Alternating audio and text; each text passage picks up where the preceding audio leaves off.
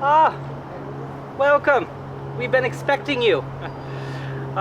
This is about the time I would have started my afternoon rounds. Many of you know me as a grocer, a fruit purveyor, and an iceman, and it's true, I was all those professions and plenty more. I did fairly well for myself and for my family in those enterprises.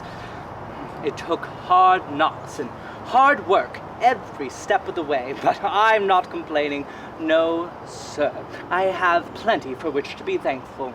As my wife, Caroline, here can tell you, we worked every day and well into most nights alongside each other. I could not have accomplished everything without Caroline's help and advice. And that's just the truth of it. And she raised our 6 children to boot. This evening, I would have planned on visiting in on one of the overseers of the poor for the village of Glens Falls.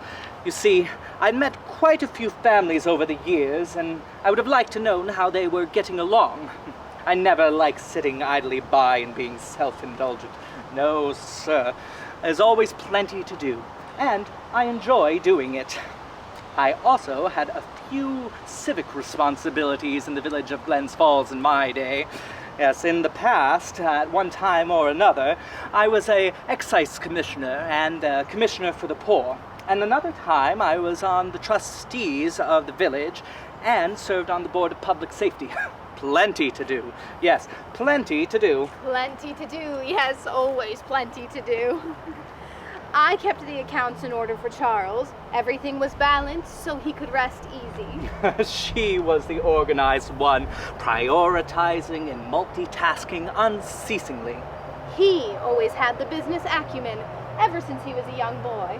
Well, that's when I first met him.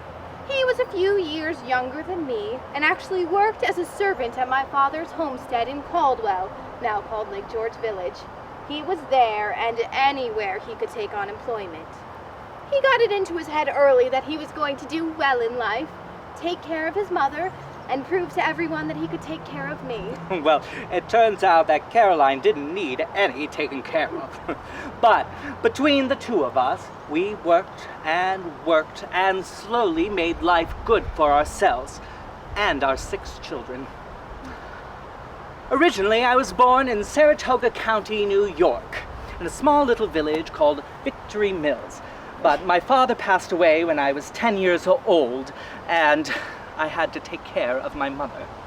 My mother and I then moved up to Glens Falls, where we stayed for a time at our home on Union Street, right over by the Glens Falls Cemetery.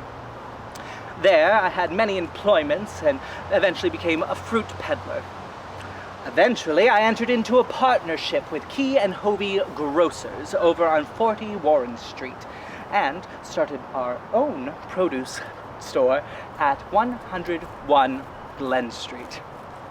Many years later, I began harvesting ice at the Hudson River over by the feeder dam. There, we began distributing from our new residence at 3 First Street. The business flourished as the Hovey Fruit and Ice Company. I'm told there is still a building standing over by Hovey Pond with our company's insignia on it. Not 2 shakes from a lamb's tail from here. And that's truly amazing after all that has happened there since. Our home on First Street was ideally situated for both Charles's business and our children. School was nearby, and in the summertime it was just a short walk to the beach to cool down. Soon thereafter, I began harvesting ice at a different location at the former Brickyard Pond here in Queensbury.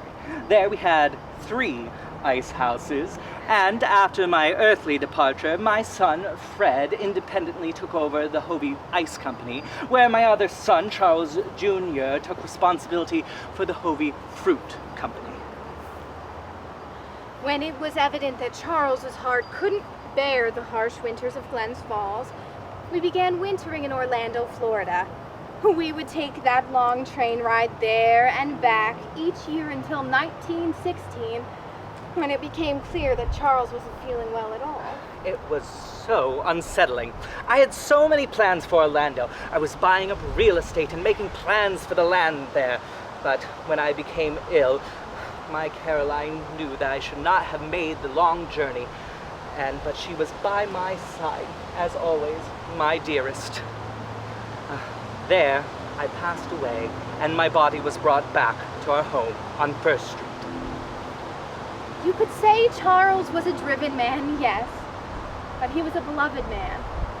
If you could see a picture of my Charles, you might think he was full of self-pride, but you would be wrong. He was brimming with contentment. He was energetic until his heart gave out, and everyone who knew him loved him.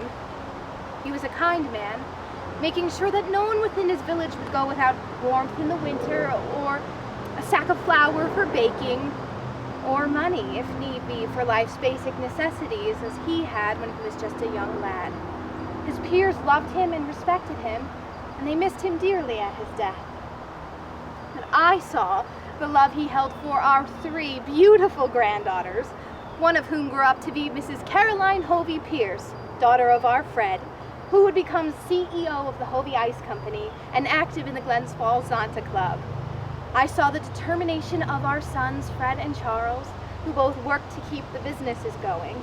Fred even bought and sold parcels of land near the pond that would become Hovey's estates.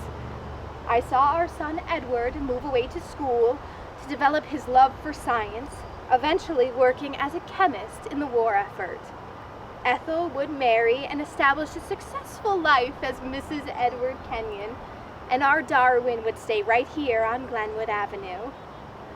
I saw our great-granddaughter, Mrs. Mary Lee Gosline, painstakingly uphold our family's memory and campaign for the Friends of Hovey Pond, just as her mother had. Hovey Pond Park is now a beautiful little oasis in which we find peace amidst the hustle and bustle of a busy commercial area. Thank you for stopping by and sharing in some of our experiences. Have a lovely day, everyone. Enjoy the weather.